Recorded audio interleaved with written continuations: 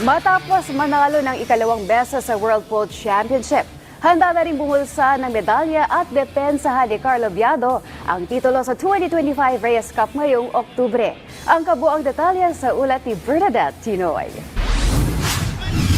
2 buwan bago ang pagbabalik ng 2025 Reyes Cup sa bansa, handa nang sumargo ang two-time World Pool Champion na si Carlo Biado para pangunahan ang Team Asia. Sa inaugural cup noong nakaraang taon, tinalo ng Team Asia ang Team Europe sa score na 11-6, kaya nagdesisyon na si Matchroom Pool CEO Emily Fraser na gawing Team Asia versus Team Rest of the World ang magbabakbakan ngayong edisyon. Hindi naman maitago ni Biado ang excitement, lalo't sumasalamin lang ito na dekalibre maglaro ang mga Asian players, partikular na ang mga Pilipino. Wala pang opisyal na listahan kung sino ang mga kasama ni Biado sa koponan, ngunit positibo siyang muling hahataw ang Team Asia sa kompetisyon.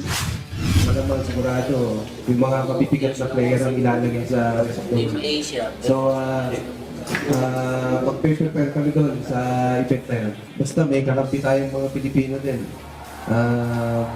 Kasi hindi naman po ako yung masusunod na kung sino yung gusto kong maging kakampi, yung match room mismo ang mamimili ng dinadaan nila dun sa World WNBA ranking at saka Asia ranking. So, sana puro Pilipino yung nandun sa ranking para puro Pilipino yung magre-represent sa Reyes Cup. Kasabay din ng pamamayagpag ng mga Pinoy Q artists sa ibang bansa, sinabi ni Filipino billiard legend Efren Bata Reyes na marami pang magagaling na manlalaro ang uusbong at makikilala sa hinaharap. Marami tayong magagaling na kabataan ngayon na Pilipino. Mga 30 years old pa lang. Dami na magaling. Kaya lang, nasa probinsya sila ay magpakita. Pero nakita na namin sila.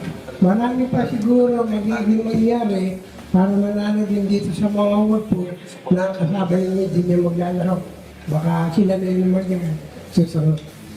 Gaganapin ng Reyes Cup ngayong October 16 hanggang 19 sa Ninoy Aquino Stadium. Samantala, kinapos man sa semifinals ng 2025 US Open Pool Championships, nagpasalamat pa rin si Johan Batkoy Chua sa mga Pilipinong sumubaybay sa kanya para kalabanin si Fedor Gors kung saan nagtapos ang laban sa score na 11-7. Sa social media post ni Johan, inamin niyang na-pressure siyang kunin ang kalamangan sa bawat rocks, ngunit malaking karangalan pa rin anya ang makapaglaro sa Final Four sa unang pagkakataon. Hindi rin uuwing luhaan ng Honey Open champion dahil nabulsa niya ang premyong $25,000 o 1.4 million pesos. Bernadette Tinoy para sa Atletang Pilipino para sa Bagong Pilipinas.